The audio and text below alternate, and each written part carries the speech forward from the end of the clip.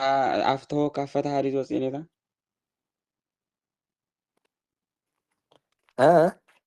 أفتحه دانيا كافة هاري زوز هو فتحوا دانيا اللي فتح زأسر نكسي هو إيش غير ولا نقطة عم تاينا تنيرنا اوكي انت افضل الى من انت تايبر مارتيستايم كم تايز بال افضل تاي تريزر مادري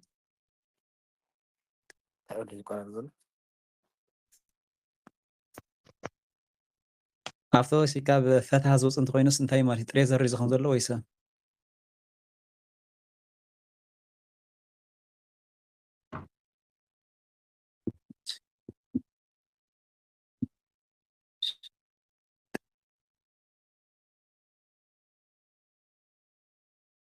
ديكون رخي كالها فور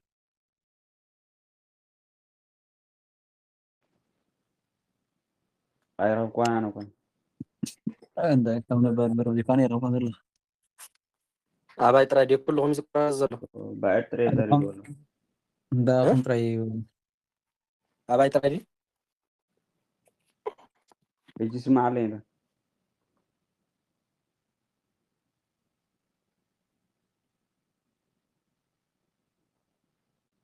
أفتحه بعد تريزر يقولوا تمام هر اول لا بعد اوكي أستاذ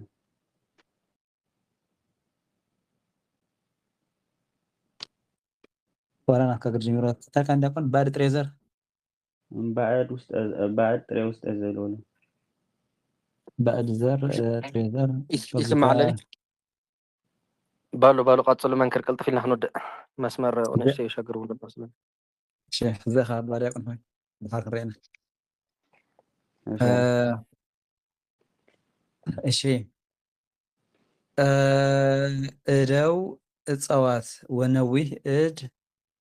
ሳዕረ ምድር ምድረ ደብረ ሲና ወታወር መልዕልተ ኪሮስ ሶፍያ እሺ እደው እጽዋት እንጨቶች ወንዶች ወነዊህ እድ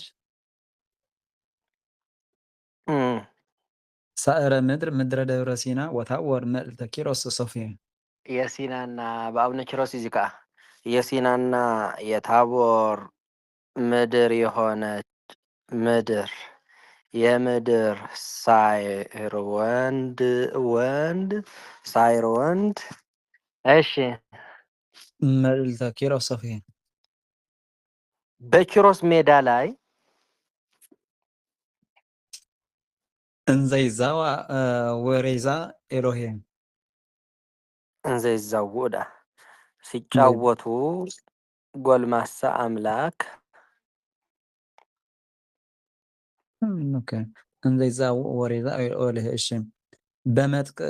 በመጥቃ ቤቱ ሁሉት ይርየእዮም ኩልሄም የቤቱ ስልክ በስልክ ሁሌ ያያቸዋል ማለት ነው ኳስ እየተጫወቱ እሺ ዘበትትና ወበርህራሄ ዘበትህትና ወበርህራሄ በደግ በርህራሄና በትህትና ያለች እናቱ ከእናቱ ጋር ከመለ ወዳሄ ዘቅድም ወረ የወንፈቴ የማስቀደም የድሮ ሰው የሆነ ዮዳሄን እንዳየው የፍታሄንም እንዳየው ዘተቀባ ቅድሳተ ርሄ ቅድስና ሽቱን የተቀባ የሆነ የፍታሄንም እንዳየው ማለት ነው።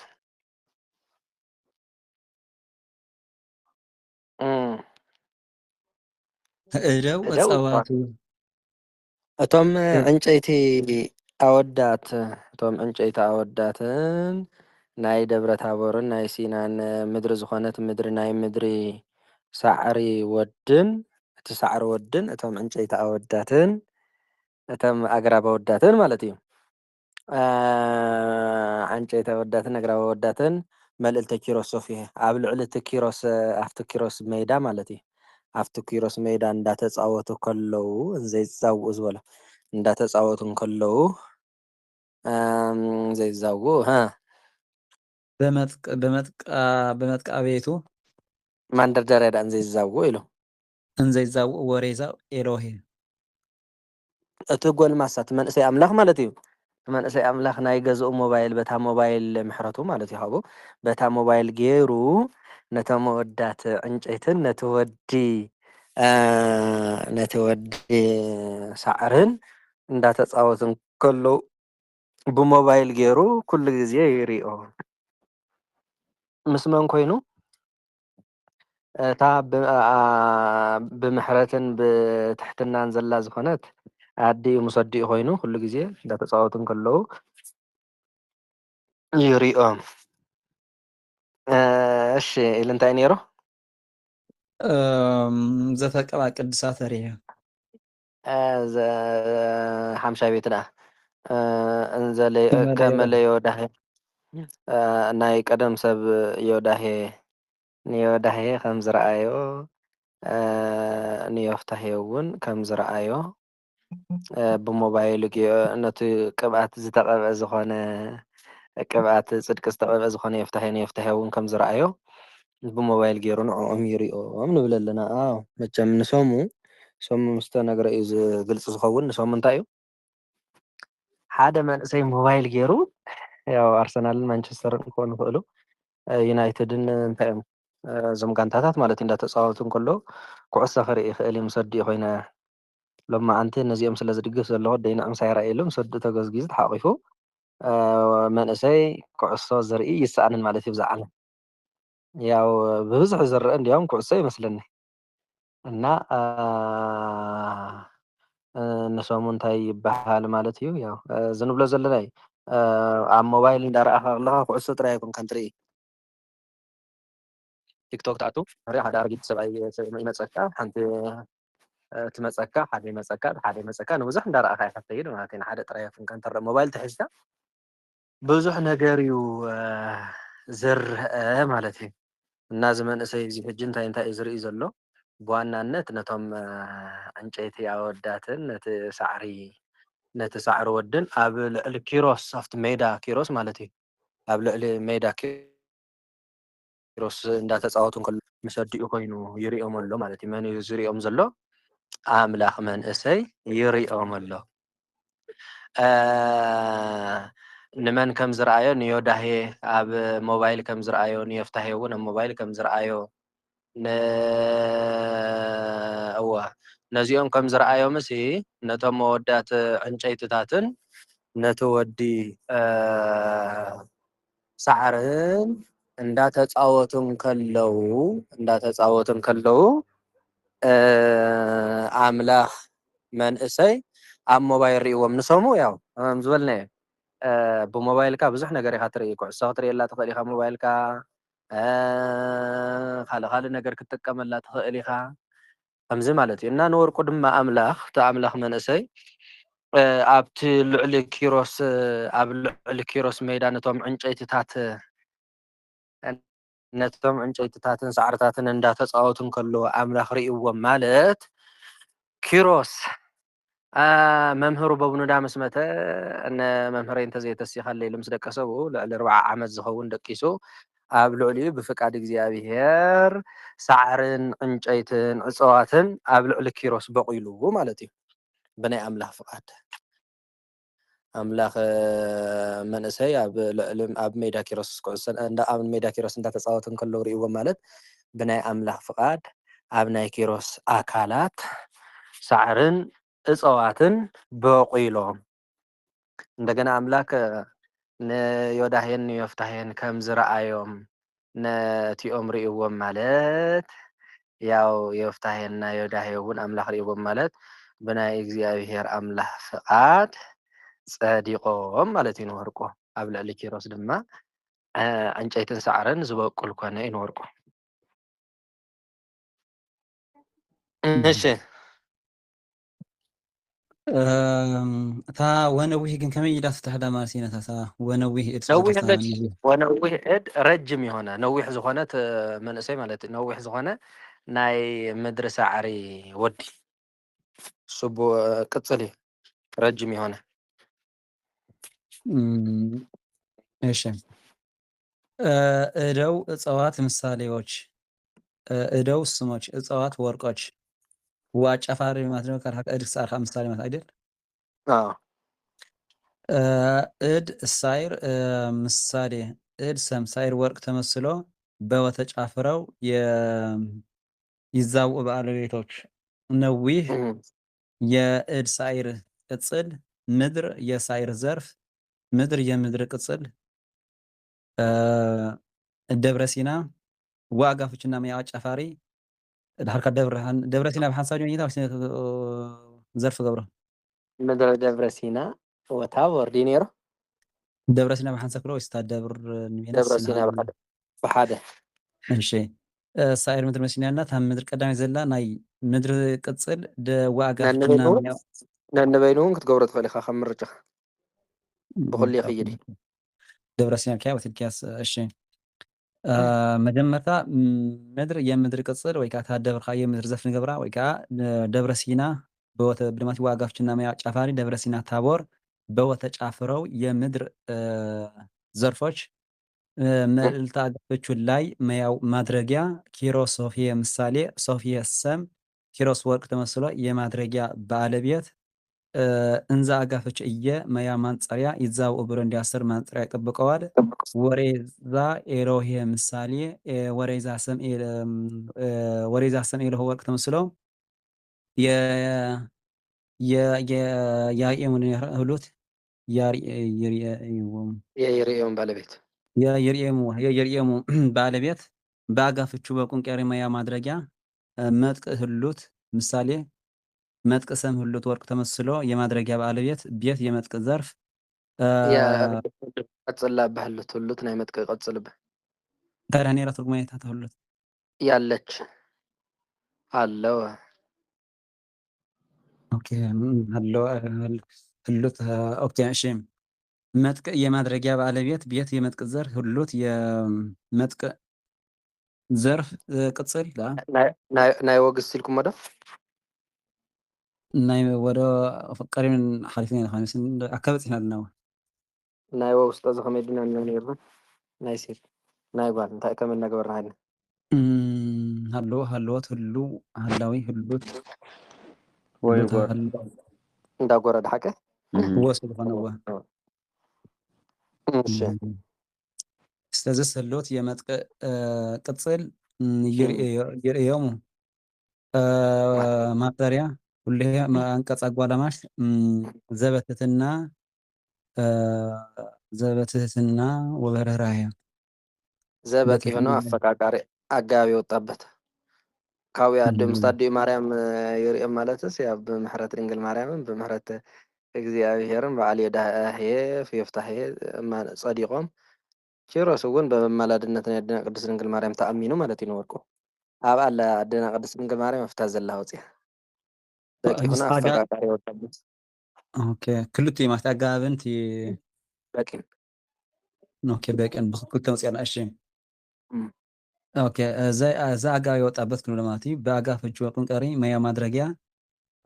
ትህትና የማድረጊያ ባለቤት ወአጋባ አጫፋሪ በአጋፍቹ ወቁንቀሪ መያ ማድረጊያ ርህራሄ የማድረጊያ ባለቤት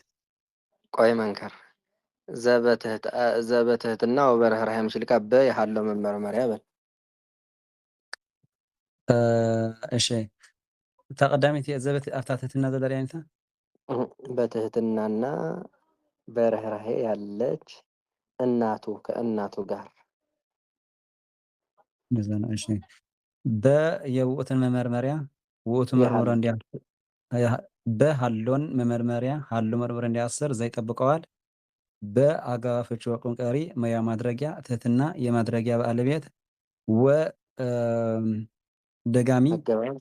አይደለም አጋፋፍቹና ሙያው አጋባብ አጫፋሪ እሺ ወአጋፍቹ ጋራ መያው አጋባ አጫፋሪ ፍቹና ወአጋፍቹና መያው አጋባ አጫፋሪ በርህራሄ በአጋፍቹ ወቁንቀሪ መያ ማድረጊያ በያሃለ መመርመሪያ እሺ በሃሎ መመርመሪያ ከዛ ምን ይዘል ማለት ነው ሀለ መርምሮ እንዲያስር ዘ በወርዶ ይጠብቀዋል። እንደገና ወ አጫፋርና አውራጂ ማለት ነው።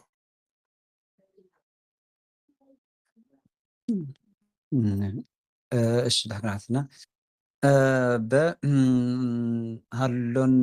መመርመሪያ ሃሎ መርምሮ እንዲያስር ዘ በወርዶ ይጠብቀዋል። በአጋፍቹ ቁንቀሪ የማድረጊያ ርህራሄ የማድረጊያ ቃልቤት ተመለ ወዳሄ ዘቀድም ወደ ይፍታሄ ኦኬ የቀደመ የሆነ እንደ ከማጋፍች እንደ መያው አስፈች ውጥን ጨራሽ ውጥን ጨራሽ ጨራሽ ከመይና ያታፍት ስምኽራ የድሮ ሰው የሆነ ዮዳሄን እንደተመለከተ እንዳየው ከንቲ ኦኬ ውጥን ጥራሽ ዮዳሄ ደግሞ ከመለዮ ለዮዳሄ ለአገባብ እንዳየው ለአጋፍችን ማያው ተጠቃሽ ዮዳሄ የተጠቃሽ ባለቤት ዮዳሄ የተጠቃሽ ባለቤት ዘ ዮዳሄ ቅጽል ቀድም የዘዘርፍ ቀድም የዘዘርፍ ወደ ይፍታሄ ወደግሞ አውራጅ ሆነለት ይወጣጣራ ውጥና አውራጅ ውጥን አውራጅ ለአጋፈችው ንማያው ተጠቃሽ ይፍታሄ ተጠቃሽ ባለቤት ዘተቀባ የተቀባ ቅዱሳት ሬን ዘየቅ የቅዱሳት ሬን ቅጽኔት የይፍታሄ ቅጽል የይፍታሄ ቅጽል ተቀባብሎ እንዲያሰዛ ይጠብቀዋል። ቅዱሳት ርሄ ምሳሌ ርሄሰም ቅዱሳት ወቅት መስል የተቀባ ተሳቢ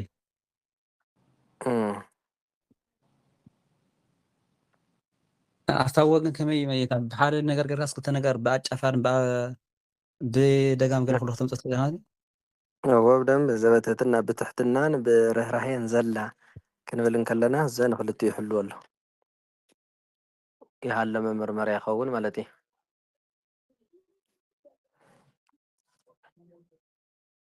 ኦኬ ወአጋፍችና ይገርና ሓርካ ኣጋ ጫፋር ገርና ሓርካቲ ብልካ በቲ ኣጋ ጫፋር ዝበልናዮ ብደጋም ገርና ትትሕዞ ማለት እዩ ነትሕዘዎ ዘሳብ ሰለስተ ነገር ይኸውን ኣሎ ማለት እዩ። ሰለስተ ነገር ኮይኑ ሓደ ጫፊሩ ካልኣይ እንታይ ኮይኑ ካልኣይ በቂ ኮይኑ ድንግል ማርያም ይውፅእ ኣሎ። አይ ከመይ ገይሩ ዘበትህትና ዘይ ኣብ ዘዲኻ ታሕቲ ዘበትህትና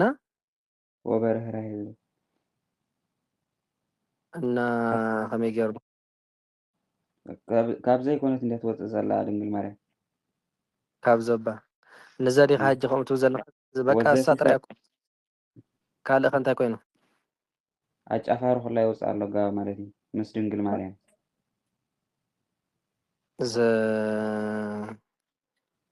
ዘጫፍር ዘለኮ ወይ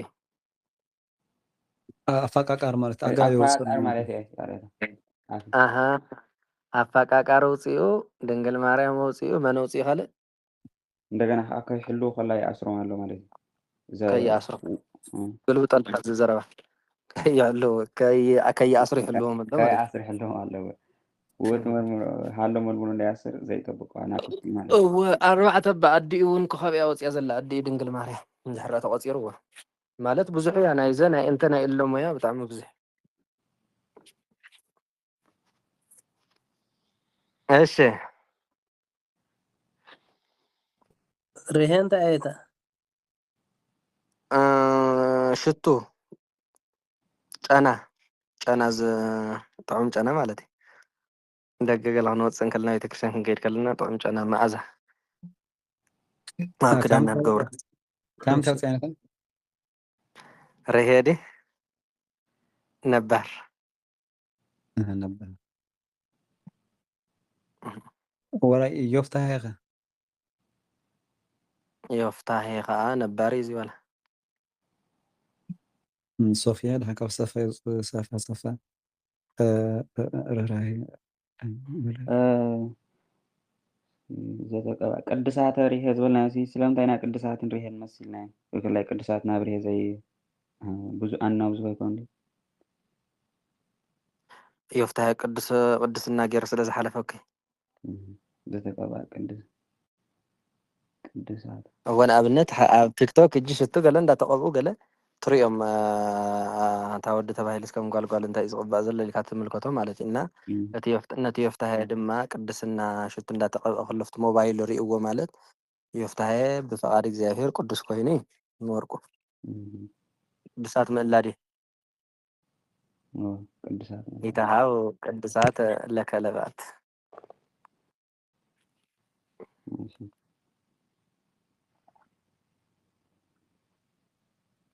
ቅድሳት ነፅር ምስ በለ ቅድሳት እንዲ ዝብል ሓቂ ካህን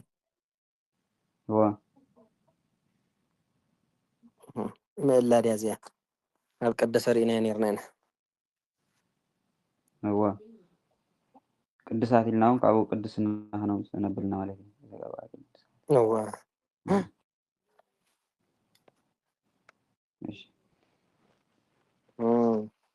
ካልኣይ ካብዚ ቀዳማይ ቤትስ በቶም ነዊሕ ቅፅና ሓርካ ትእድሳኤር ጌርና ሓርካ ምስ ውሕድ መሲልና ድሓርካ ብዙሕ ምስ ብዙሕ መሲልና ብኡ ክነጫፍሮ ከማይ ኮይና ዘላ ምስ ቀዳሚት ቤት እፀ ወደባት ክበል ከላ ወስየትና ወንድ አንድና ብዙ ሩቅና ቅርብ ያጫፍራል ሩቅና ቅርብ ሲያጫፍር አንተ ጴጥሮስ ወሐዋርያት ሰበኩም ወንጌል ሴትና ወንድ ሲያጫፍር አዳም ወሔዋን አንድና ብዙ ሲያጫፍር ጴጥሮስ ወሐዋርያት ወይም ክርስቶስ ወሐዋርያት እያለ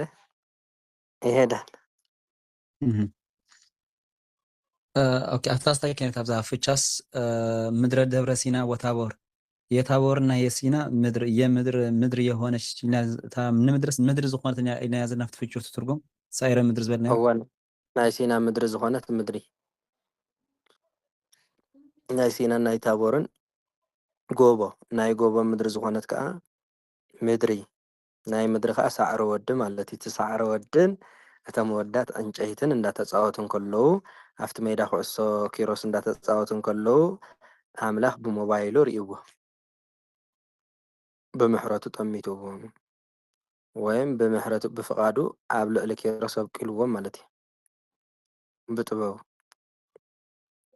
ስነጥበቡ መንክሮ እፁብ ይልዋል። እሺ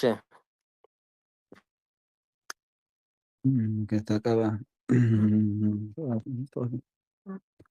ኦኬ እሺ ጊዜ ከርም ጾሙ ኣርባዓ እስመ ተስየሰየ ቅድመ ለምድረ አርሞኒኤም ጸርሃ የአርሞኒኤም ምድር የምድር አዳራሽ በዚያ በአዳራሽ በጾም አርባ የአብይ ጾም በአብይ ጾም ክረምት ጊዜ ስርናይ ብእሴተ ልዕሎ ሀመል ማለ አሃ የከፍታ ስንዴ ሰውዬ ሰርናይ ልምላሜ በሬን ፈጽሞ በልተዋልና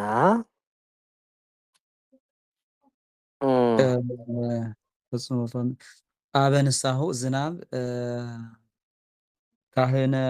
ካህነ ዝየ ወካ የወዲያና ወዲህ ቀስ የሆነ የንስሐ አባቱ ዝናብ ለቤተ ክርስቲያን ክረምት ከመይ አማ ቤተ ክርስቲያን ክረምትን እጅ ነሳት ዘንድ ጸጋውሁ ፍሬ ጽድቅ ንስሐ ጸጋዋሁ የጽድቅ ፍሬ ንስሐን ሰጠው። አዎ ጊዜ ከርም ጾመ አርባዓ ኣብ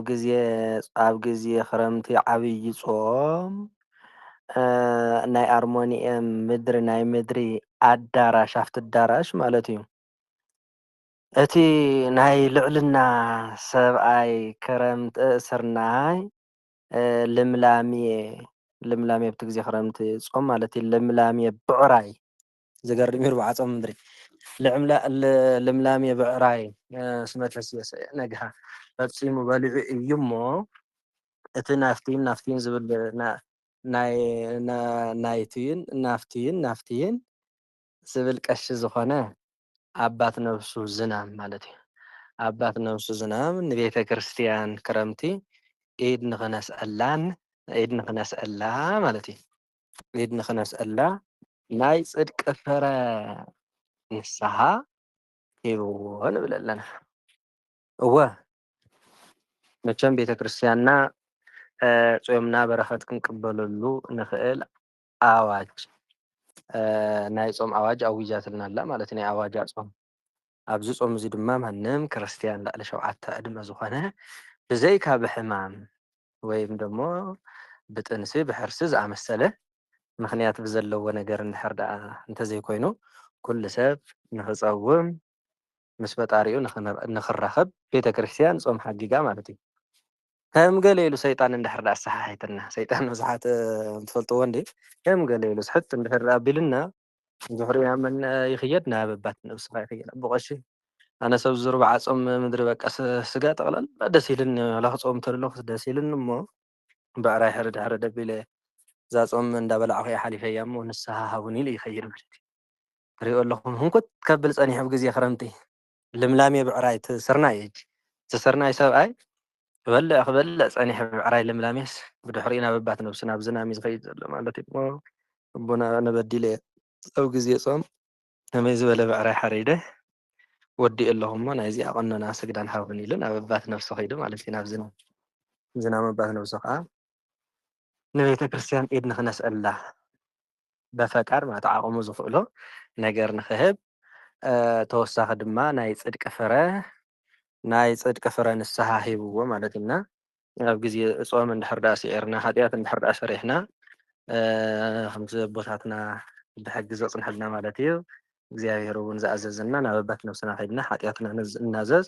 እቲ ካህን ድማ ሓጢኣትና ሰሚዑ ምስ እግዚኣብሔር የተዓርቐና ማለት እዩ ብድሕሪኡ ሓጢኣትና ይድምሰስ ምክንያቱ ንስሓ ነቲ ዝኣበሰ ከም ዘይኣበሰ ነቲ ዘይድንግል ከም ድንግል ስለ ትገብር ማለት እዩ ንስሓ ብኸምዚ ናብ እግዚኣብሔር ንምለስ ማለት እዩ ካብ ዝገበርናዮ ሓጢኣትና እዚ ከዓ ናብ ኣባት ነብሱ ምስ ከደ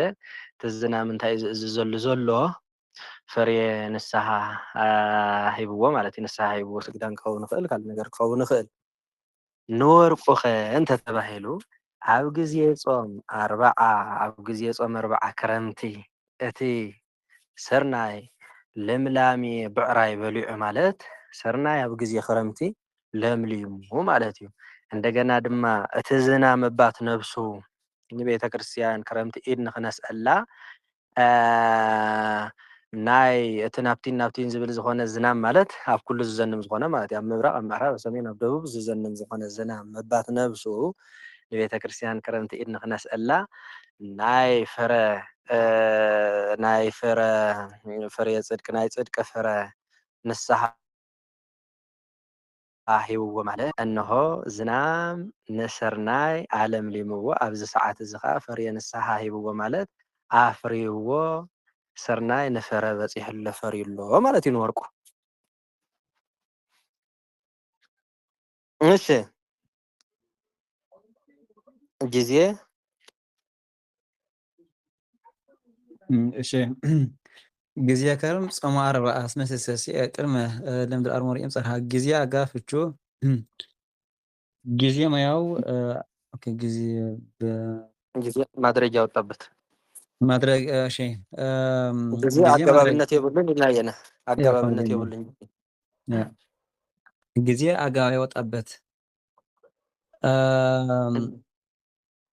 ከርም ጾም 40 ምሳሌ ከርም ጾም 40 ምሳሌ ጾም 40 ሰም ከርም ወርቅ ተመስሎ የጊዜ ዘርፍ እስመ አጋፍችና መያው አስረጅ የሰየ ብሩንዲ 10 እስመ ይጠበቀዋል ቅድመ አንቀጽ አጓለማሽ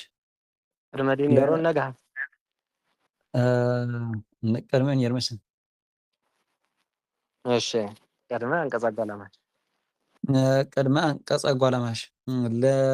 ለምድሪ አርሞኒኤም ጸርሃ እሺ ኣብዚያ ፍቺ ለዘርፍ ባይንታ ደፊ ዘርፍ ደፊ ዘርፍ እሺ ዘርፊ ደፊነቱ ስርናይ ጽርሐ ምድሪ ምድረ አርሞኒየም አይደለም ጽርሐ ምድረ አርሞኒየም የሚያሳይ ጽርሐ ምድሪ አርሞኒየም የሚያሰኝ ጽርሐ የወጣበት እንዳልክ ሁኔታ ጽርሐ አገባብ የወጣበት በዚያ ማለት ነው። ማድረጊያ አገባብ የወጣበት ኦኬ ስታይክት ምድሪ አርሞኒየም ተዋናት ዘርፍ እሺ ብሓንሳብ ክወይንታ ወይስ እታ ምድሪ ናይ ኣርሞኒየም ናይ ይካኣሊ በበይነ ይካኣሊ ንጹር ንኸውን ከምኡ ጌርካ ዝሃቦ ምድሪ የጽርሐ ዘርፍ አርሞኒየም የምድር ዘርፍ ማለት ነው። ምድሪ የጽርሐ ዘርፍ አርሞኒየም የምድር ዘርፍ ጽርሐ አገባብ የወጣበት ስርናይ ብእስየ ምሳሌ ነው። ስርናይ ብእስየ ናብ ጥንተ ባህሪ ክትምስሎ ከለካ ናብ ጥንተ ባህሪ መልሶ ስርናይ ብእሲ ምሳሌ ኢኻ ትብሎ ናብ ተገብሮ እሺ ሞያ ክትበላ ስርናይ ብእሲ ምሳሌ ብእሲ ሰም ስርናይ ወርቅ ተመስሎ የሴስየሰየ ባለቤት ተልእሎ የከፍታ ተልእሎ የብእስየ ዘርፍ ሀመልማል ምሳሌ አሃስም ሀመልማል ወርቅ ተመስሎ የሴስየሰየ ተሳቢ አበ ንስሐ ዝናብ ምሳሌ አበ ንስሐ ሰም ዝናብ ወርቅ ተመስሎ ቤተክርስቲያን ክረምት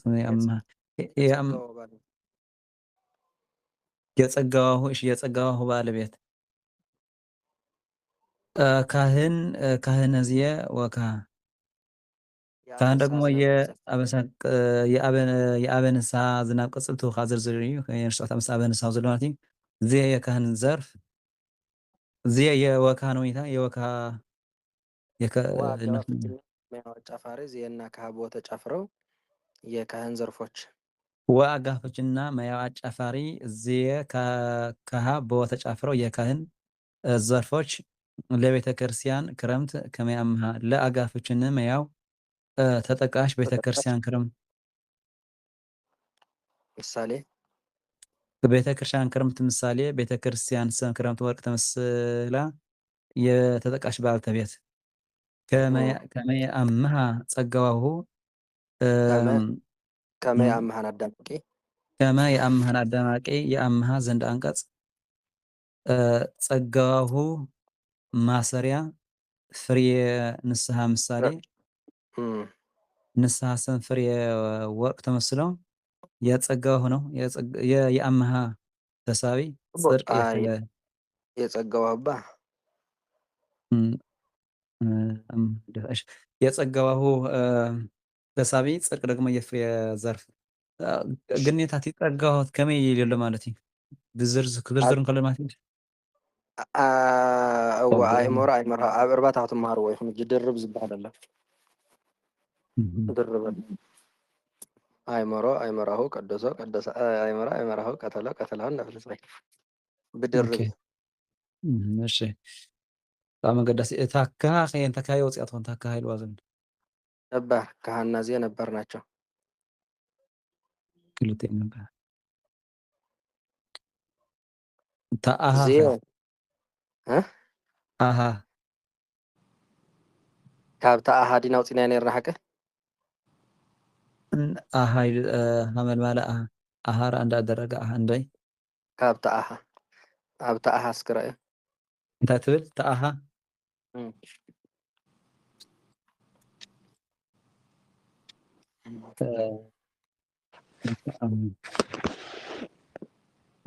ተኣሃ ዝብል ዘለኹ ተኣሃወ ማለት እየ ተኣሃወ ተው ተራራ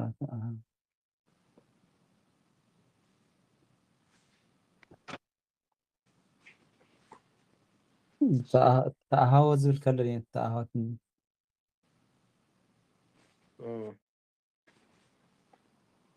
ተኣሃወ ኦኬ ተኣሃወ ኦኬ ኣብ ናይ ወግሰን ኣብ ናይ ሰይርፅን ኣብ ናይ ሃግስ ኣሕዋትራይ ባግልም ወሰተል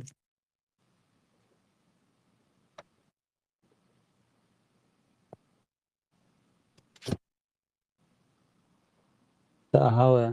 እሁ ኦኬ ኦኬ ኣቆመሎ ሁኔታ ብዕራይ ይልወሎ ተኣሃወ ዲሁ ኣብኡ ማለት እዩ ተኣሃወ እሺ ኣሓውን ይበሃል እዩ ትግርኛ ዝደኒ ከምኡ ክበሽ ነይሮም ይበሃል በትግርኛ ከምኡ ይበሃል ዶ ኣሓ ይበሃል ኣይንክብቲ ኣሃ ዘግስ ኣሃ ይበሃል እዚ እኳ ሰቂልና ጌርናዮ እምበር ኣሃ ከምዚ ናይ ፀያፍ ዶ ይመስል ግን ድሓን መዳመቂ እዩ እምበር ኣሃ ክብል እንከሎ ሕጂ ኣሃ ነው እንዴ ማለት እዩ ብትግርኛ ዋላ ከምኡ ናይ ቃል ኣስተንትኖ ማለት እዩ እሺ እዚኣ ለምድሪ ኣርሞኒኦም ፀርሓት ዘላለ እንታይ ኢልና ነርና ዘርፍ ደፊ ዘርፍ ደፊ ደፊ ፀርሓ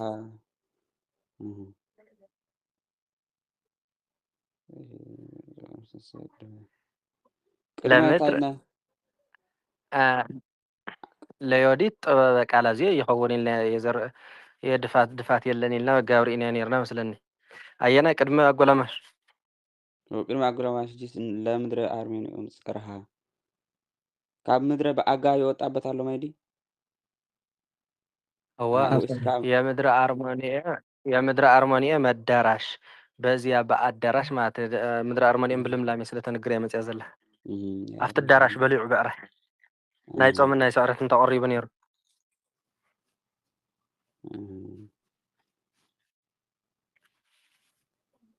እሺ ግን ኣጋባብ ሒዝበት ዘለኔታ ብዘይቲ ፅርሓ ብሰም ጥራይ ኮይኑ ስኢሉ ዘሎ ኣጋባብ ሒዙ ሰብ ዘሎ ብሰም ጥራይ ስኢሉ መፅ ዘሎ ፅርሃ ፅርሃ ያ ዘርዚሩ ስለ ዘሎ ኣጋባብ ሒዙ ስለ ዘሎ እዎ ዝኣኽሎ ሒዙ ኦኬ ኣብቲ ናይ ሃርሞኒየም ገዛ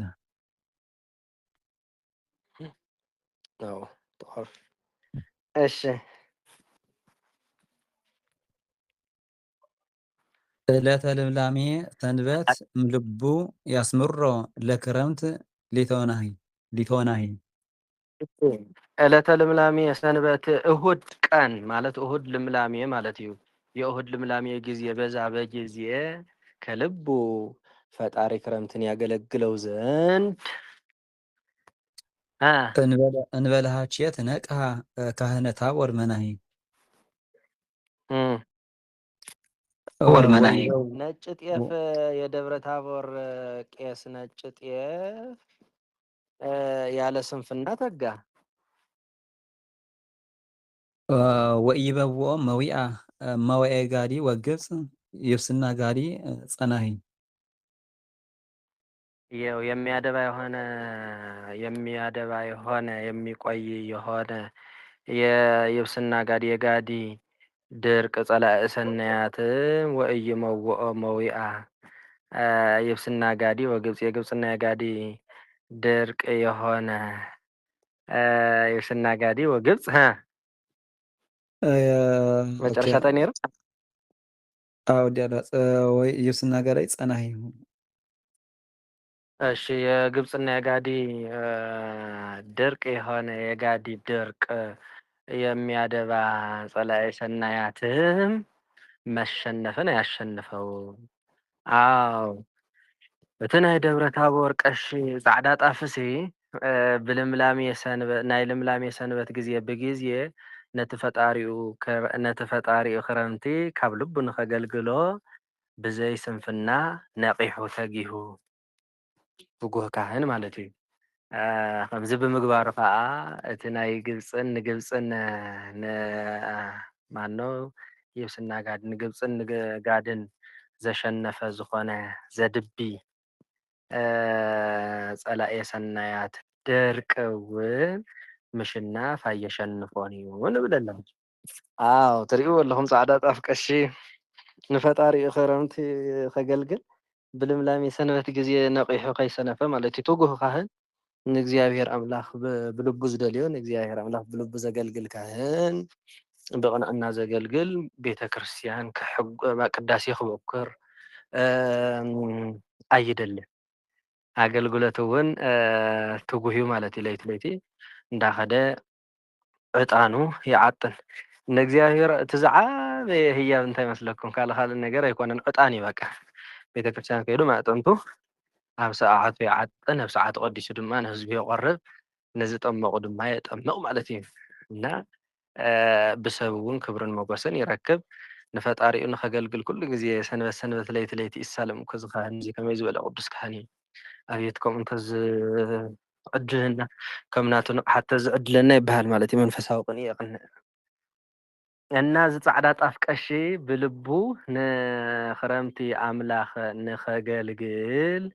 ንኸገልግል ነቂሑ ማለት ንወርቁ ኣብ ግዜ ክረምቲ ፃዕዳ ጣፍ ኣቦይ ፃዕዳ ጣፍ ቀሺ ለምሊሞም ማለት እዩ ለምሊሞም እንደገና ድማ እቲ ንግብፅን ጋድን ዘገጠፈ ፀላኤ ሰናያት ድርቂ ድማ ኣየሸንፎን ማለት ዝፀውም ዝሰግድ ዝፅሊ ምስ እግዚኣብሔር ዝራኸብ ሰብ ዋላ እኳ ፈተና እንተመፆ ነቲ ፈተና መውፅኦ ንክኾነ እግዚኣብሔር ኣምላኽ ሓይሊ ሂቦ እግዚኣብሔር ምስኡ ስለ ዘሎ መንፈስ ቅዱስ ምስኡ ስለ ዘሎ ነቲ ዝመፆ ፈተና ክፃወርን ክዕገስን ይኽእል እቲ እግዚኣብሔር ምስኡ ዘየለ ኣብ ልቡ እግዚኣብሔር ዘየለ ሰብ ግና ብንእሽተይ ፈተና ይዕንቅፍ ብዘየጨንቕ ነገር ይጭነቕ ብዘየፍርህ ይፈርህ ብዘየሰንብድ ይስንብድ ብዘየባህረር ይብህረር ማለት እዩ ምክንያቱ ኣብ ኣካላቱ መንፈስ ቅዱስ እግዚኣብሔር ምስኡ የለን እና ፀላኢ ሰናያት ድማ የሸንፎ ማለት እዩ ዝፀውምን እግዚኣብሔር ብልቡ ዘገልግልን ሰብ ግና እግዚኣብሔር መላእክቲ እንዳለኣኸ ኩሉ ግዜ ስለ ዝሕልዎ ኣይፈርሕን ዋላ እኳ እንተወደቁ ኣባኻ ይምርኮስ በኣኻ ይትፅእ እንዳበለ ኩሉ ግዜ ዳዊት እንዳደገመ ይነብር እና ፀላኢ ሰናያት ድርቂ እውን እየሸንፎን ማለት ንወርቁ ፃዕዳ ጣፍ ኣይደረቐን እኳ ደኣ ለምሊሙ ማለት እዩ ንወርቁ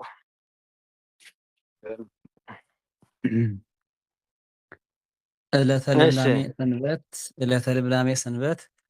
ዕለት ኣጋፍች ጊዜ ማያ ማንፀርያ ልምላሜ ናብ ዋሸራ ገፅካ ክኸድካ ሕጅስ ዕለት ኣጋፍች ጊዜ ማያ ኦኬ ኣይከውንን እየታ ዕለት ምሸ ማንፀርያ ዝኾነ ነራ ብዓብይ ጥራይ ብኡ ኸይዲ እሺ ዕለት ኣጋባብ የወጣበት ልምላሜ ሰንበት ምሳሌ ሰንበት ሰም ልምላሜ ወርቅ ተመስሎ የዕለት ዘርፍ አጋፍችከ መያው መነሻ ልብ የመነሻ ባለቤት ያስምሮ ማሰሪያ ነው ያስምሮ ኑሮ ላስ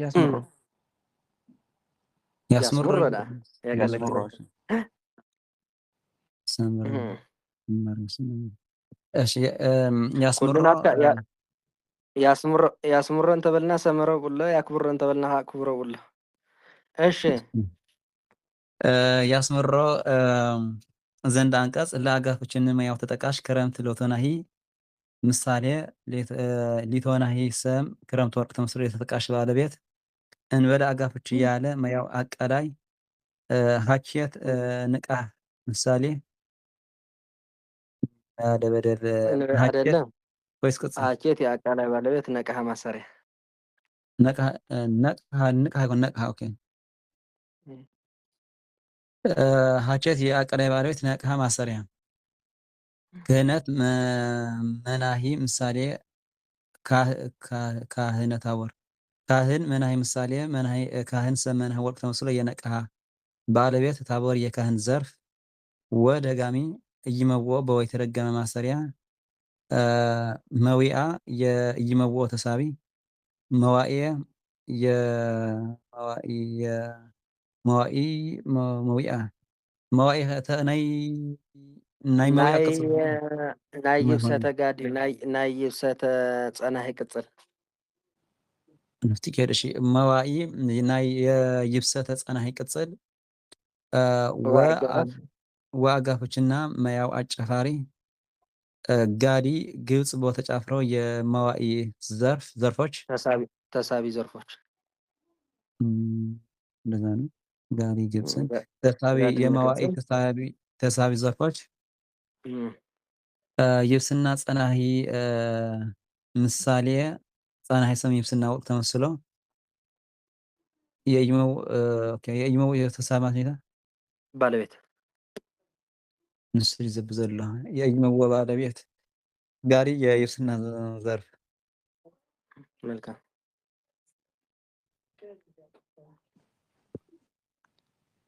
ወእይመዎ ኢልና እንታይ ዝበሃል ተጠቃሽ የድልዮን ወእይመውኦ መዊ በአጻፍ ስለዝኾነ ፀገም ዘለዎ ይኮነ በአጻፍ እኮ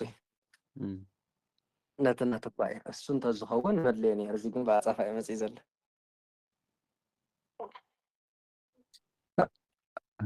መዊኣ እንተዘይህሉ ነይሩ ግን መድልዮ ነይሩ አየድልዮን ችግር ዘለዎ ይኮነን ወእይመውኦ እንትን ኢልና በአጻፍ ፀገም ዘለዎ ይኮነ ምክንያቱ ኣብ ልዕሊ እንታይ ዘሎ እንበላሃችት ነቅሓ ነታ ቦር መናሂ ነቃ ጸላእተኛያትም አያሸንፈውም ህጂ ናይቲ ነቅሓ አጻፋ እዩ ዘሎ ማለት እዩ ብዘይ ስንፍና ነቂሑ ምሽ ንብል ኣለና ሰይጣን እውን እየሸንፎን ወእይምውኦ መዊኣ መዋኢ ጋዲ ወግጽ ይብስና ጋዲ ጸናሂ ከዚ ብምግባሩ እውን ሰይጣን እየሸንፎን ማለት እኮ እዩ እነዚህ ምባል ሰየድልየናን ከምዚ ብምባሉ እውን ሰይጣን እየጸንፎን ኣይሸንፎን ክምል ከለና ናይቲ ነቅሓ አጻፋ እዩ ዝኸውን ዘሎ ማለት እዩ እሱ እንተዘይህሉ ነይሩ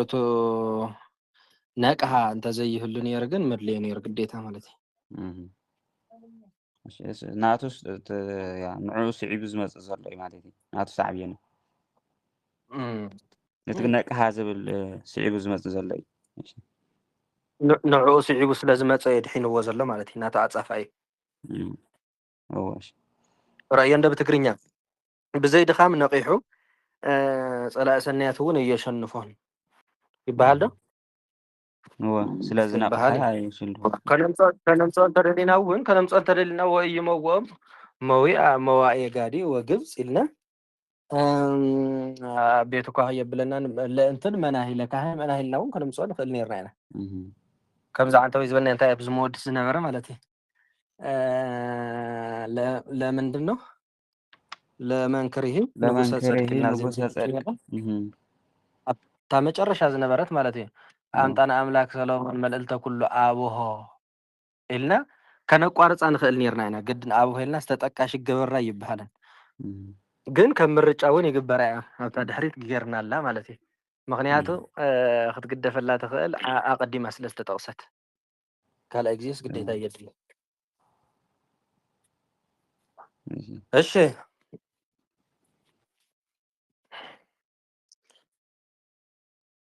ኦኬ ታብ በዝሆ ዝተጠቐሰት ማለት እዩ ነታ ታብ ኣብታ መወዲ ዘላ በዝሆ ስለ ዝተበለት ድዩ ወይስ ኣይኮነ መጀመርታ ኣብሆ ኢላ ምሽላ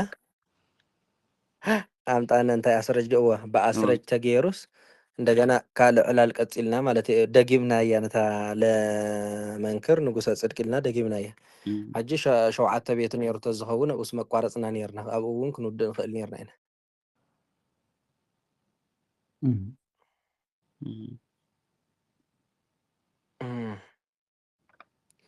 እናንተኒ ዝርኢ ብሓፈሻ ግድን ስለ ዝዘርዘረ ኩሉ ይጠቐስ ማለት ዘይኮነስ ዝርዝርነቱን ኣብ መን ይኸይድ ኣሎ እንታይ ይብል ኣሎ ትትርጉም ኸ ይኽይደ ይኽይድን ብዝብል እምበር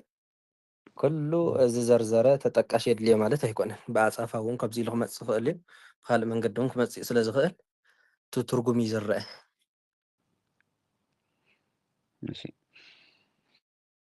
እሺ ንኸይድ በሉ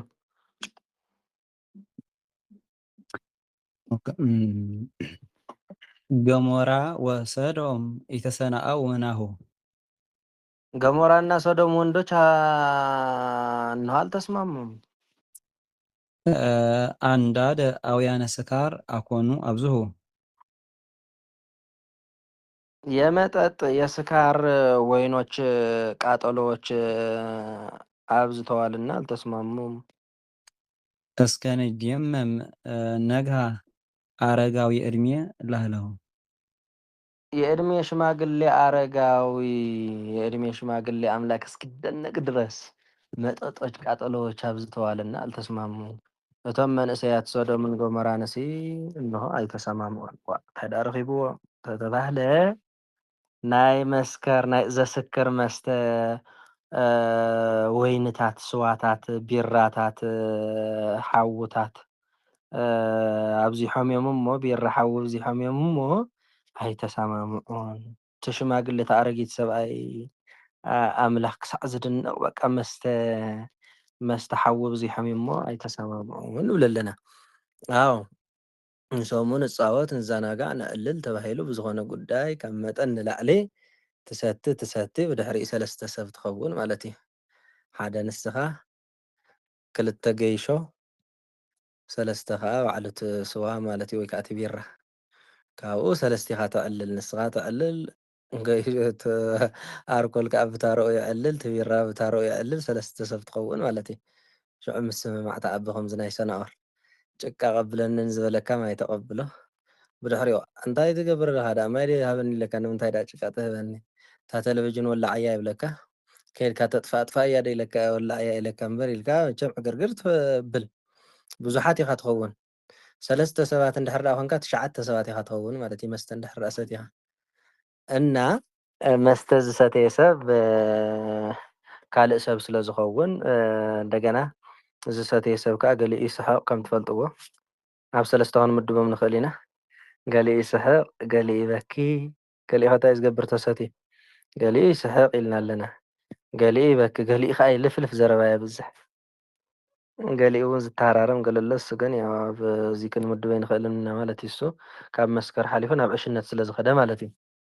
እና ዝሮ መስተ ክትሰቲ እንድሕር ዳ ኣምሲኻ ካብ መጠን ንላዕሊ እንድሕር ዳ በዚሑ ካብ መጠን ንላዕሊ ከዓ ነገር ክበዝሕ ይኽእል፣ ባእሲ ክበዝሕ ይኽእል፣ ዘይምስምማዕ ዘይምስናይ ክበዝሕ ይኽእል። ኣይተሰማምዑን እኮ እቶም መናእሰያት ትማሊ ብሓንሳብ ከምዛ እንዳሰሓቁ እንዳተፃወቱ ይሰትዩ ዘየምሰዩስ በቃ ሕጂ ዕግርግር ፈጢሮም ተባሂሉ ከዓ ትሕመ ማለት እዩ። እዚ ንሰሙ እና ንወርቁ ገሞራና ሰዶም መንእሰያት ኣይተሰማምዑን ሓዊ መስተ ስለ ዘብዝሑ እቲ ኣምላኽ ክሳዕ ዝድነቕ እቲ ኣምላኽ ክሳዕ ዝድነቕ እቲ ሽማግለ ማለት እዩ ክሳዕ ዝድነቕ መስተ ሓዊ ኣብዚሖም እዮም እሞ ኣይተሰማምዑን ማለት እግዚኣብሄር ክሳዕ ዝሓዝን ገሞራና ሰዶም ኃጢአት ስለ ዝገበሩ ወዲ ምስ ወዲ ጓል ምስ ጓል እንታይ እሞ ዘይተገብረ ገሞራና ሰዶም ኣዝዩ ዘጸይፍ ኃጢአት ምስ ተሰርሐ እግዚኣብሄር ከዓ ካብ ሰማይ ሓዊ ሰዲዱ ንገሞራና ንሰዶም ብሓዊ ኣጥፊእወን ማለት እዩ ንወርቁ።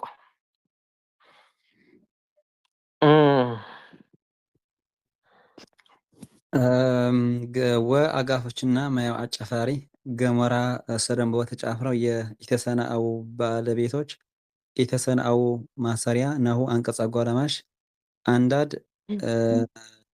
አውያን ምሳሌዎች አንዳት አይነን የራይታት አንዳድ ይሐውዙ ምሳሌዎች ሽታ አንዳድ ይዘኹም ዘለሐዊ ሓውታት እሺ አንዳድ አውያን ምሳሌዎች አውያን ስሞች አንዳድ ወርቆች ተመስለው የአብዝሁ ተሳቢዎች ስካር የአውያን ዘርፍ አኮኑ አጋፋፍቹና መያው አስረጅ አብዝሁ ብለንዲ 10 አኮኑ ይጠበቀዋል እስከ አጋፍቹ በቁንቀሪ መያው ማንጸሪያ ምልአት ቀለም የዲየመን ብለንዲ 10 እስከ ይጠብቀዋል ነግሃ አንቀጽ አጓዳማሽ አረጋዊ እድሜ ላህላሁ ምሳሌ ላህላሁ ታይና ለና ተፍስትርጉ አምላኽ ናይ አምላኽ ስም አረጋዊ ላህላሁ ምሳሌ አረጋዊ ሰም ላህላሁ ወርቅ ተመስሎ የዲየመን ባለቤት እድሜ የአረጋዊ ዘርፍ እሺ ግን አንዳር ከመይ ማለት ካብ ሓደኸ ነድ ተአውያን ከ ዘመድ ዘር ኣንዳድ በብዙ ወይንን ሓደ ኣብያን ንብዙሕ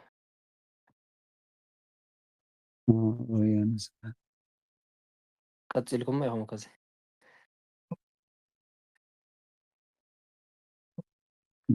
እሺ ትጉህ አብርሃም ረዳኤ ቅንየ እንተያበዝህ ትጋሃ እዚ ከዓ ከማኹም ዝኣመሰለ እዩ።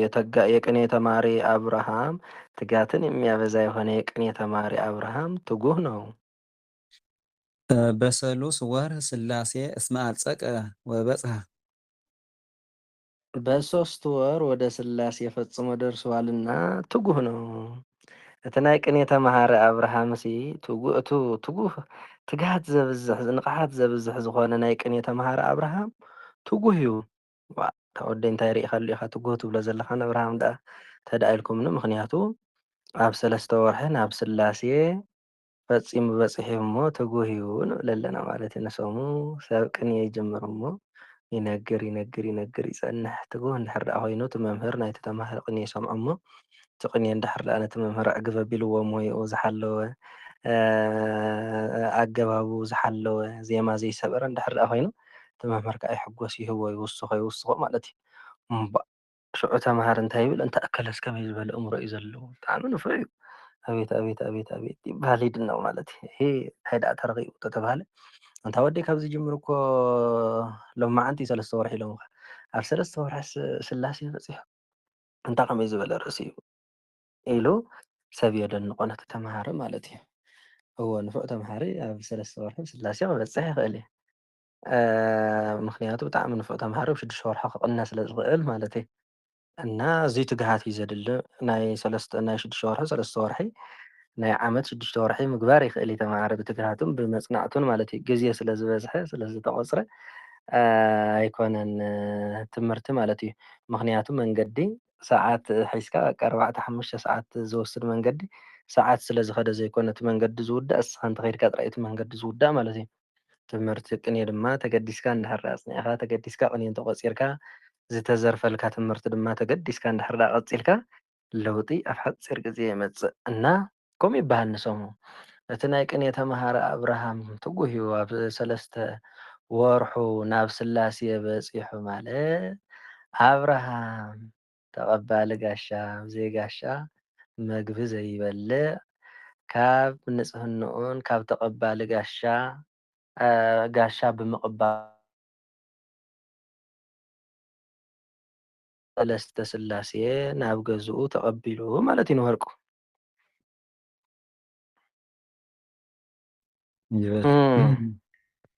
ትጉህ አብርሃም ረዳአ ቅኔ እንተያበዝህ ትጋህ። እሺ ትጉህ የአብርሃም ረድእ ቅጽል አብርሃም ረድእ ምሳሌ ሞያ ኢኻ መጀመርታ እንታይ ክፈትሖም ከለኹ ብደንብ ጌርካ እስታይ ክትሰምዕ ኣለካ ኣምሓርኛ ብድሕሪኡ ሞያ ተብል ማለት ትጉህ የተጋ ነው ኢልና ሕጂ መርሚርና ኣለና። ትጉህ የውእት መመርመሪያ ትጉህ የውእት መመርመሪያ ውእቱን ማሰሪያ አብርሃም ረድእ ምሳሌ ረድእ ሰም አብርሃም ወርቅ ተመስሎ የውእቱ ባለቤት ቅኔ የረድእ ዘርፍ እንተ የአብርሃም ረድእ ቅጽል ያበዝህ ብሎ እንዲያስር እንተ ይጠብቀዋል። ትጋህ የያበዝህ ተሳቢ በሰሉት ወር በአጋፍች ወቁም ቀሪ መያ ማድረጊያ ሰሉስ የወርህ ነው የወርህ ቅጽል የወርህ ስላሴ ማለት ነው። ወርህ ስላሴ ምሳሌ ወርህ ሰም ስላሴ ወርቅ ተመስሎ የማድረጊያ ባለቤት እስመ አጋፍችና መያው አስረጅ አጋፍቹ አይደለም እስመ አይደለም ቆይማ በማድረጊያ ሰሉስ የወርህ ቅጽል ወርህ የማድረጊያ ባለቤት ምሰልካ ስላሴ ወደ ስላሴ ደርሰዋል ናብ ስላሴ በፂሑ እኮ ነው ያልና ስላሴ አጋባቢ የወጣበት ወደ በሶስት ወር ወደ ስላሴ በስላሴ አጋባቢ የወጣበት መገስገሻ ማለት ነው። እስመ አጋፍችና መያው አስረጅ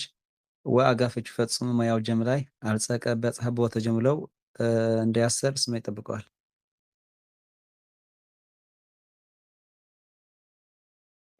ወዲና واحد يحدث مهلا ولا الله تستمر كنت تلفون انا الله ابدي انا ودينا نمبر حتى الحوات تلميذ كرمت ድህረ ፈጸመ ትምህርቶ እንበለ መጠን ኣብዝሃ ትዝህርቶ አዎ የመጀመሪያ ትጉት እንፎ ተማሪ ነን ለህጅኻ ተልሚድ ማን ነው ተልሚድ ክረምት ተማሪ ክረምት ትምህርቱን ከጨረሰ በኋላ ያለ ልክ ትዕቢቱን አበዛ እቲ ዝተምሃረ ክረምትስ ትምህርቱ ድሕሪ ምውዳኡ ካብ መጠን ንላዕሊ ትዕቢት ኣብዚሑ ንብል ኣለና ማለት እዩ ንሰሙ ሓደ ሰብ ትምህርቲ ምስ ተምሃረ ምስቱ ትመሃሮ ዝነበረ ትምህርቲ ከዓ ፀላእ ሰናያት ስለ ዝሰርሮ ፀላእ ሰናያት ስለ ዝሓድሮ ዓለም ሙሉእ ዝተቋፃፀረ ይመስሎ እሞ ብድሕሪኡ ብትዕቢት ይፍትኑ ማለት ይዕበ መን ከመይ ኣለ ዳ ትምህርቲ ወዲአኒ ተማሂረኒ ኣነ ዝፈልጦ መን ይፈልጦ ኢሉ ናብ ትዕቢት ይብል ማለት እዩ እተን ሰለስተ ኣርእስቲ ሃጣው መነ መነ ትዕቢት ስስዕቲ ኣፍቅሮ ንዋይ ገንዘብ ምፍታው ማለት እዩ እተን ዝዓበየ ሓጢኣት እዚአን እየን እና ትምህርቲ ምስ ተወድአ በቃ ከምቲ ዝበልናዮ ወይ ሻርቡ ጠቕሊሉ ብዝኽሳዱ ዲ ክኸይድ ወይ ከዓ ንሰብ ሰላም ከይበለድ ይኸይድ ወይ ከዓ ካልእ ማለት እዩ ናይ ትዕቢት መንገዱ ብዙሕ እዩ ፀላእ ሰናያት ዝሓደሮ እዩ ማለት እዩ እና ግን መንፈሳዊ ትምህርቲ ትመሃር ትፈልጥ ትምህር ተፍልጥ እዩ ካልእ ዋላ ሓንቲ ካብ ትዕቢት ዝመፅእ ረብሓ የለን ትዕቢት ኩነኔን ጥፍኣትን የሒዛትልካ ትመፅእ ገሃነመ እሳት የሒዛትልካ ትመፅእ እና ትምህርቲ ምስ ወድኣ ሓደ ሓደ ተምሃሪ ይዕበ ማለት እዩ ምናልባት ኣብቲ ምስኡ ዘለዉ ኣብቲ ዙርይኡ ዘለዉ ሰባት ዘይተምሃሩ ፊደል ዘይቆፀሩ ክኾኑ ይኽእሉ ንባብ ዘይተምሃሩ ክኾኑ ይኽእሉ ንባብ ከንብቡ እንከለዉ ንባብ እንድሕር ዳኣ ፈሊጡ ይስሕቖም ዜማ እንድሕር ዳኣ ተማሂሩ ዜማ ክበላሹ እንከለዉ ኣብ ቤተክርስትያን ይስሕቖም ማለት እዩ ትዕቢተኛ ሰብ ከምዚ መንገዲ ይገብር ማለት እዩ እዚ ክረምቲ ከዓ እትሪእዎ ኣለኹም ትምህርቱ ምስ ወድአ ትዕቢት ኣብዚሑ ሱቕ ኢሉ በቃ ተዓቢ በቃ ዘይዛረብ ኮይኑ ማለት ክረምቲ ምስ ተወድአ ናይ ክረምቲ ኣብ ክረምቲ ዝስማዕ ዝነበረ መብረቕ ነጎድጓድ ዘይስማዕ ኮነ ሱቕ ዝብል ኮነ ማለት እዩ ንወርቁ እሺ ተልሚድ ክረምት ምሳሌ ተልሚድ ሰም ክረምት ወርቅ ተመስሎ የፈጸመ ባለቤት ድህረ አጋፍች በኋላ ማያ ማንጸሪያ ፈጸመ ብሎ እንዲያስር ማንጸሪያ ይጠብቀዋል ትምህርት የፈጸመ ተሳቢ እንበለ አጋፍች ያለ ማያ አቀላይ መጠን ያቀላይ ባለቤት አብዝሃ ማሰሪያ ትዝህርት የአብዝሃ ተሳቢ እሺ ሕቶ መምህራን መብረቅ ወበረደ ዝናም ዘበጡ ትምህርቶም ክረምተ ዘጠቡ እሺ ወበረደ ዝናም ዘጠቡ ትምህርቶም ክረምተ ውላጤ ይፈጽሙ ቀርቡ እዚኦም ከዓ ያው ዝተቃረቡ ማለት እዩ እሺ ማነው መምህራን ክረምት መብረቅ ነው መምህራን መብረቅ ወበረደ ዝናም ዘጠቡ ጥበበኞች የሆኑ ወበረደ ዝናም የዝናም በረድና መብረቅ ተማሪዎች ትምህርቶም ክረምት የመወለጥ ክረምት ትምህርታቸው ይፈጽሙ ዘንድ ቀረቡ እዋ እቶም ጥበበኛታት ዝኾኑ በረድን መብረቕን ተምሃሮታትሲ ትምህርቶም ክረምቲ ንኽውድኡ ቀሪቦም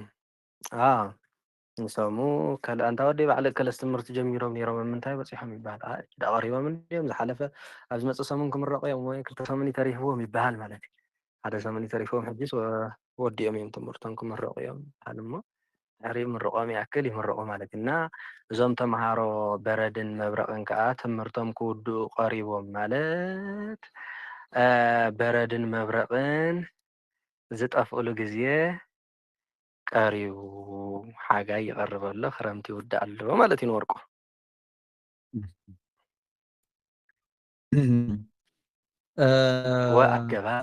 ወአጋፍችና ማያ አጨፋሪ ተጨፍሮ መምህራን ስለው መምህራን ስሞች መብረቅ፣ በረድ ተመስለው የጠሩ ባለቤቶች። ዝናብ የበረድ ዘርፍ፣ የጠብ የሆነች ዘ የመምህራን በረድና መብረቅ ቅጽል ጠቡ ብለን 10 ዘ ይጠብቀዋል። ትምህርቶሙ የፈጸሙ ትምህርቶሙ ክረምት ምሳሌ ትምህርት ክረምት ምሳሌ ትምህርት ክረምት ነው። የጽሙ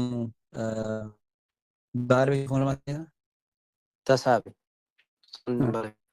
ትምህርት ኦኬ ትምህርት ክረምት ዘንድ የክረምት ዘርፍ ይፈጽሙ ዘንድ አንቀጽ ቀርቦ ማሰሪያ ለገቢርና ለተገብሮ የሚችሉ 4 ናቸው። ማን ማን ናቸው? የርቆች ወንዶች፣ የርቆች ሴቶች፣ አንኻ ማለት አነ ራብዓይ መን ንህነ በዝርዝር ጊዜ ማለት ንህነ ይኸውል ንህነ ባይኮን 4 ጊዜ ጥራው። እሺ ከተወለኋት መምህራን መብረቅ ወበረደ ዝናም ዘጠቡ ትምህርቶም ክረምተ ውላጤ ይፈጽሙ ቀርቡ። መምህራን መብረቅ ወበረደ ዝናም ዘጠቡ። እሺ ጸሎት ግበሩልና አቦታ ዝናጠበ በአፈት ጓሃን መላእክት ያርመልና መምህራን ተማሪዎች ተባይለም ዝተፈተው ባይዲ ቅጽል በሐሙሽተ አይማድ ስለዝፍታሕ። እሺ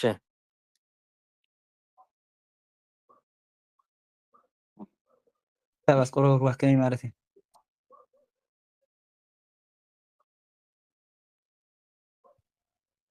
በሐሙሽተ አይማድ ንኣብነት መሃረ አስተማረ ይብል ሓቀይ መምህር መስተምህር መስተማህር ያስተማረ የሚማር ዝብለ ብዝየለ ህጅ የሚማር ዝብለሎ ማለት እዩ። ከላይ የሚማር ማለት ካመኒ ዝመሃር ማለት እዩ እና መሃር መምህር ኢልካ መምህር ጥራይ ይኮነ ዝኸውን መምህር ኢልካ እውን ተምሃር ይኸውን እዩ ማለት እዩ።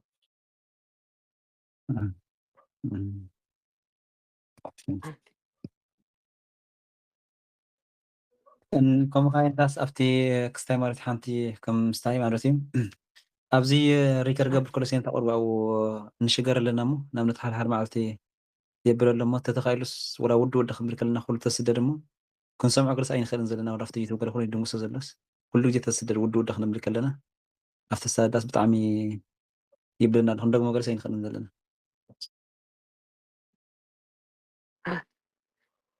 ኣብዚ ጉሩብ ክንሰደድ እሺ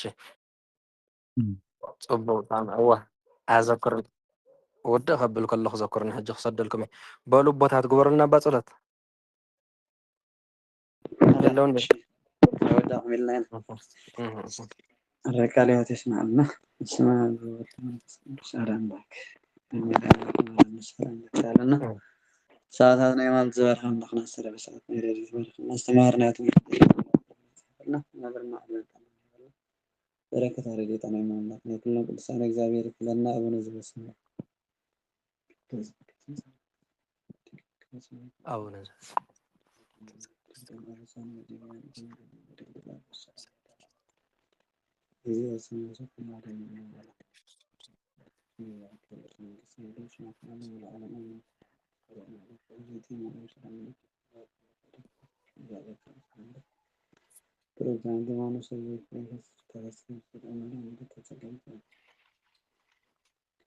ምህረት በእንቲአነ ወልድ ኢየሱስ ክርስቶስ ከመይስለ ለና ተአምነት መሐፀነ እጅግ ዜና አምላኩና መድኃኒነ ኢየሱስ ክርስቶስ ካህን ከካህናት ሰሪያ ኃጢአት ወደ መሳሲ አበሰ ስልጣነ ዘውሃቡ ምልአበዊነ ሐዋርያት አበዊ ካህናት አበዊ ዲያቆናት አግብርተ አእማት አይረጉ ህፃናት ኮንብታን ንጽሐነ ድለዋነ ለመንግስተ ሰማያት እግዚኦ መሐረነ ክርስቶስ እግዚኦ መሐረነ ክርስቶስ እግዚኦ መሐረነ ክርስቶስ እግዚኦ መሐረነ ክርስቶስ እዛ አለፈ ማረና ዝመጽኡን ያቅበና ከመ ለመንተ ግዘትነ ማርያም ንበላት እንተ ማርያም እንተ ግዘትነ ማርያም እንተ ግዘትነ ማርያም ጌታ ስለ ለታት ያታት እግዚአብሔር ተመስገን። ይፍቴ ቦሽ እግዚአብሔር ተመስገን። እሺ እግዚአብሔር ጸሎትና ይቀበለልና ቃለ ሕይወት ይስማዕና ቦሽ ኣገባቢና ክንቅፅል ፅባሕ ንእሽተይ ልምድ ክሳብ ተብልዎ እርባታ ክንጀምር እንዲና ግን ኣገባብ ኣንቢብኩም ምፁ ኣገባብ ንእሽተይ ኣነ በቢልኩም ምፁ ኢኹም ቀፅሉ ኣቐፅሉ ደሓን ሕደር